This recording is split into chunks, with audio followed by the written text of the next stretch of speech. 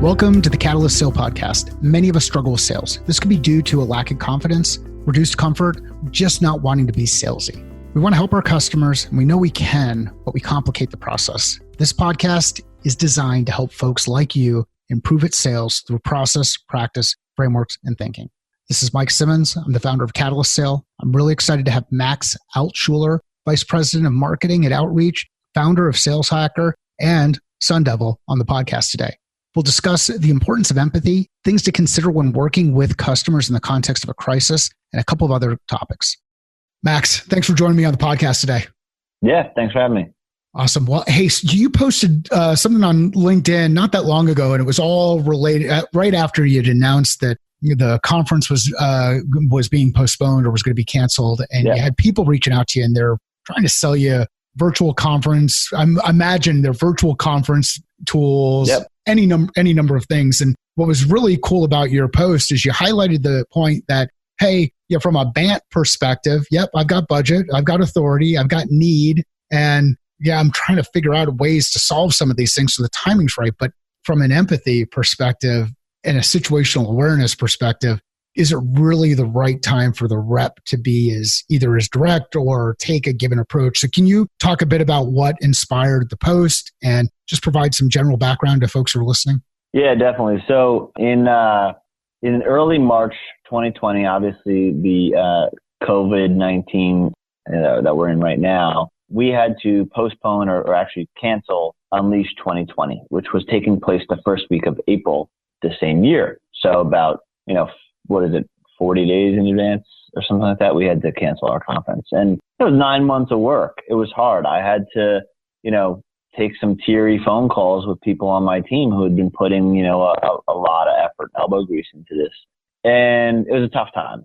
You don't want to ever have to cancel a conference for any reason. And so now, as soon as you cancel a conference, you have to figure out really two things. How do we unravel this the right way and make sure we do right by our vendors, our partners, our sponsors, our customers, our attendees, our employees, and speakers, right? And unravel it the right way. Make sure all the contracts are covered, and you've got, legal and finance where you need them, and you've got, all the speakers are notified and all the sponsors are notified, and, you refund them or you figure out other ways to provide them value. So you're going through a lot.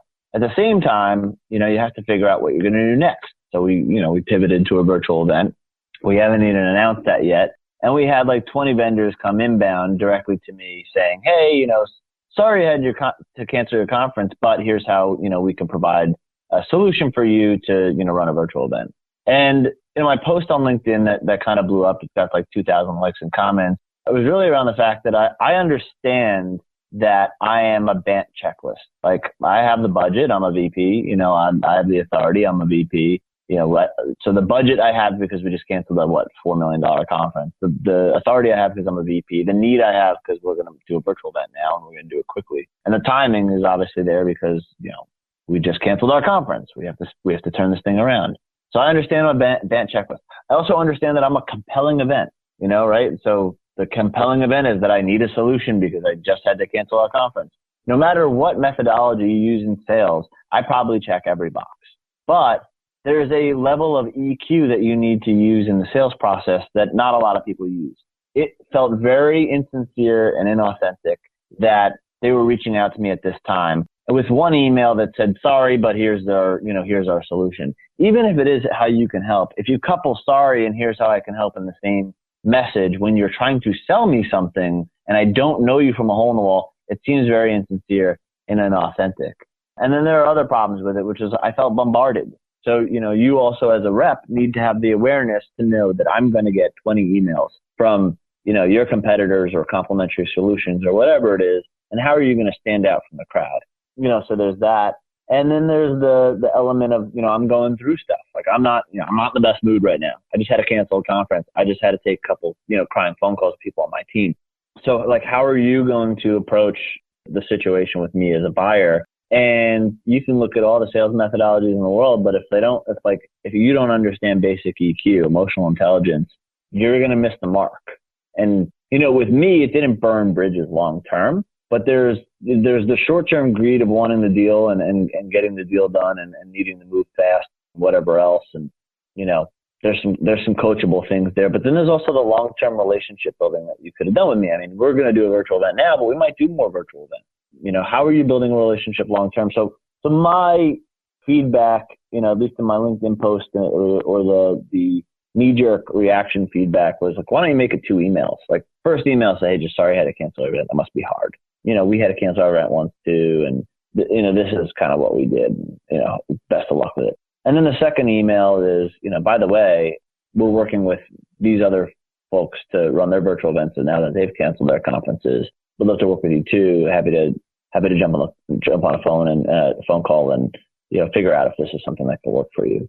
At least it's like, okay, it seems more authentic. You gave me some kind words previously. It wasn't coupled in the email. You waited a day until you sent the next one, right? It's not just like a hollow sorry and then like jump right into like getting your business type thing. It also sets you apart a little bit more.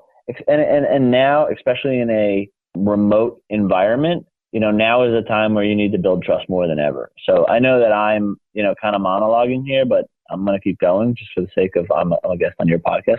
Why not? Screw it. There are certain things you could have done to build trust that they could have done to build trust with me in that situation. And, one of them is instead of cold emailing, like, can you get an intro through somebody that I already trust? Because that would have been a really awesome way to fire in. Like, if you can come, who our investors are. Do you know one of our investors? If you get an intro to an investor, then I already have established trust because you came from somebody who, invested in us, who had our back, right? Yep. So like, there's one. What about another? What about an intro through somebody internally at Outreach, or an intro to someone I'm already tightly connected with, or an intro through a partner of ours that, is one of our Galaxy partners.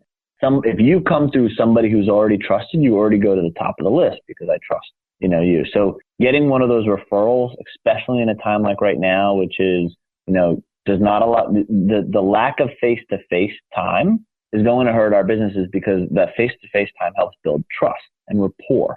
So what are the other ways you can build trust and rapport digitally right now? Co-selling, referrals, things like that. Going through trusted resources so that you already come into the deal with some trust is probably the top way to do that right now. So just trying to figure out, what are the things, the dynamics that are changing, and how can you leverage, how can you leverage an introduction? How can you work with those dynamics to understand, okay, here's how my sales process is going to change in a world which there's no face-to-face and this person might be getting bombarded, and here's how I got to set myself apart. It's amazing what happens if you can just take a step back and pause and say, let me try to put myself in the shoes of the person that I'm sending this to.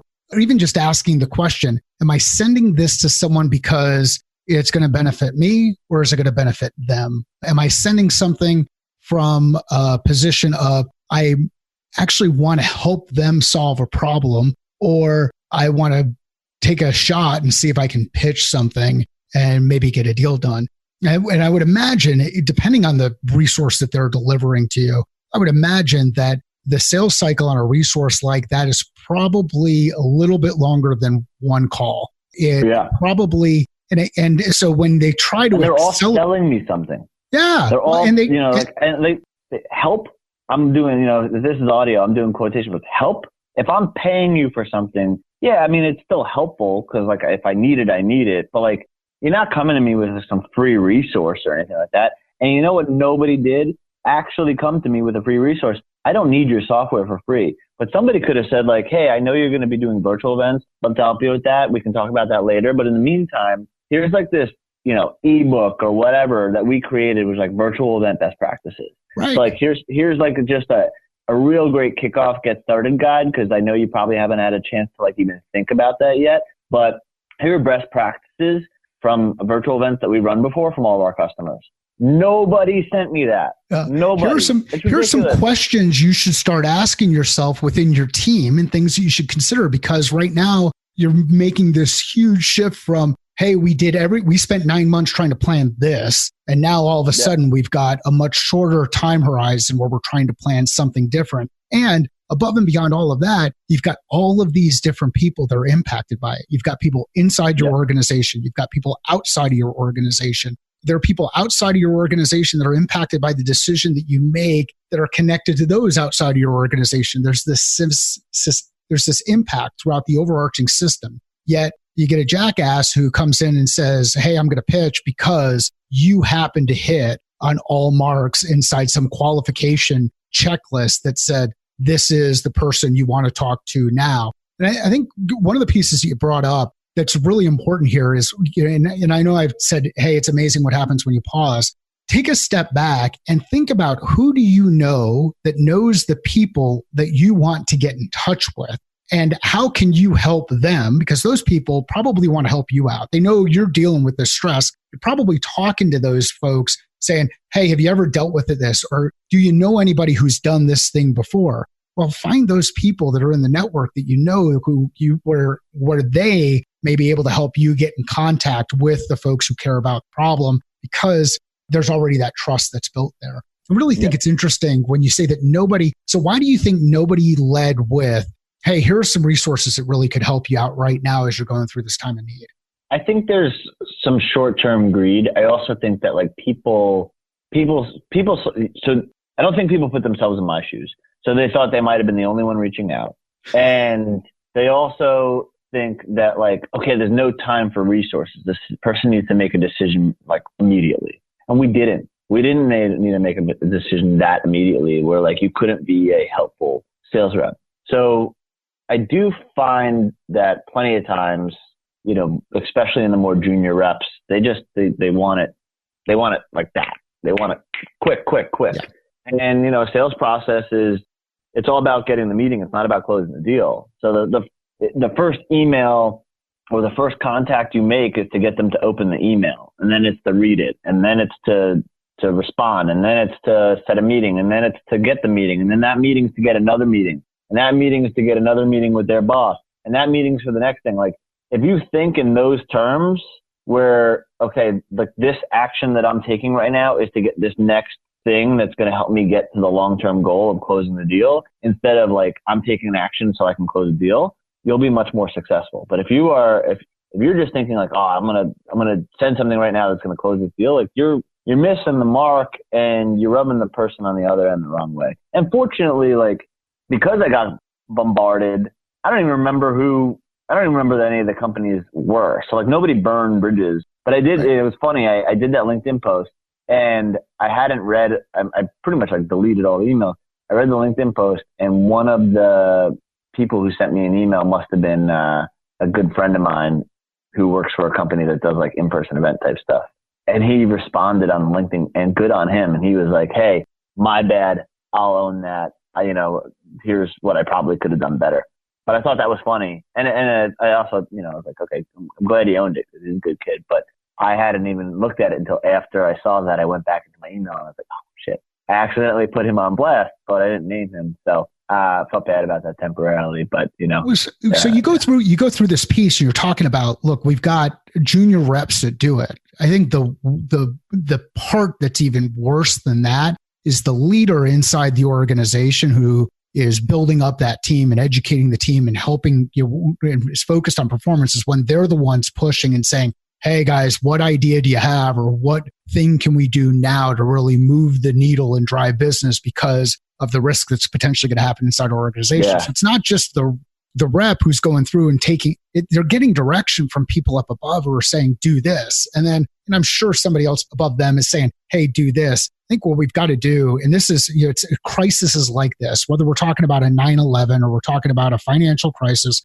or we're talking about COVID, it's crises like this where leadership has to stand up and make sure that we are being really thoughtful about how we're providing guidance and direction and motivation to our teams, or else these things are going to happen. And, you know, I don't think anybody wakes up in the morning and says, I want to figure out how I'm going to screw somebody today. I don't think that people do that. But you got these reps who are going out there and they're just like, hey, I just got to get it out and I got to get it quick. And they're not thinking through. So if you take something away from this conversation, from the experience that Max has shared and where he saw this, it's breathe, take a breath, ask some questions before you start doing it. Don't make a buyer feel like prey. You know, we use all these terms like hunters and all that kind of stuff. And that's okay in sales culture, you know, whatever, sure. But you just need to make sure that that doesn't come out the other side. Like if the buyer feels like you're hunting or their prey, it's not going to be a good experience for them, and you're probably not going to close that deal, right? You don't need a hammer and a nail right now. That's not what's needed in this environment. And so I think buyers are well aware of that, and they're looking for partners who can really be a trusted partner and not, a salesperson or, whatever, somebody who's, you're just a line on their pipeline on their, that's going to hit their quota, right? Like they don't want to feel like that. And it's a touchy time. It's a sensitive time. And like normally I would never have a problem getting bombarded like that, but having it attached to the cancellation of an event that's also attached to a virus and a global pandemic, and getting off calls with team members on my team that are, in tears because 9 months of their work just got flushed down the drain. Like, maybe you're a little more, maybe you have a little more feelings, maybe you're a little more emotional, maybe you're a little more on edge. And those things, become highlighted. And I'll tell you what, like selling in this climate right now, that's not going to change. Like this isn't just like, I had this feeling in the beginning of March because my conference got canceled. Like everybody is freaking out right now. Everybody's scared and people are still buying. It's okay. And people are still buying now, and people are still, we haven't heard anybody really say that like, oh, we're not going to buy this anymore. If anybody has said that they weren't going to buy it, has just been paused for 6 weeks or something like that until we understand where the uncertainty is going. So it really is about, still building those relationships, building those long-term relationships, thinking long-term and not being short-term greedy about it.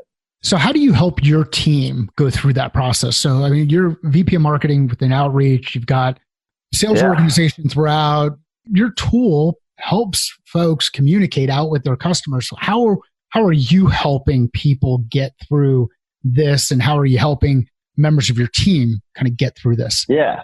Well, the beautiful thing about outreach is that we help everything that remote work hurts, and we are, an efficiency tool. So even in a market downturn, people still need to buy software, especially if it helps you do more with less, right? So it's a great time for us to be selling because we can really help solve some problems, and we're getting a lot of inbound demand, in that regard as well. But, we do have to make sure that I think it's one thing, the messaging and the sequencing is not as aggressive, comes with more empathy. We have to lead with empathy in those messages. And then the second thing is, kind of rejiggering our ideal customer profile, or ICP, and the audience that we're going after right now. We should probably not be sending emails and making phone calls to folks in the medical industry or folks in the, restaurant industry that are, DoorDash and Deliveroo, great. But Resi and OpenTable, probably not a good time. Like those guys are hurting. Nobody's making reservations right now. Nobody's going out to eat. So we have to, look at the list of folks that we're contacting and our lead lists and whatnot, and our target accounts, and, move some stuff around. There are some industries that are, it's a great time to contact. There are some things where, for example, field reps are coming in-house right now because they're all remote, but they're all working from home. They're not in the field. So they have a whole new workflow right now. Are we fantastic for that workflow? I think so. They think so. So they're saying, okay, well, let's get our AEs on it. And then eventually when they go back out in the field, we're great for that too. We just happen to be better for where they're currently at. So like they'll adopt that workflow and allow, us to follow up with their, accounts and their prospects and stuff like that while they're, out on their field calls. But for now, they need us more than they did then.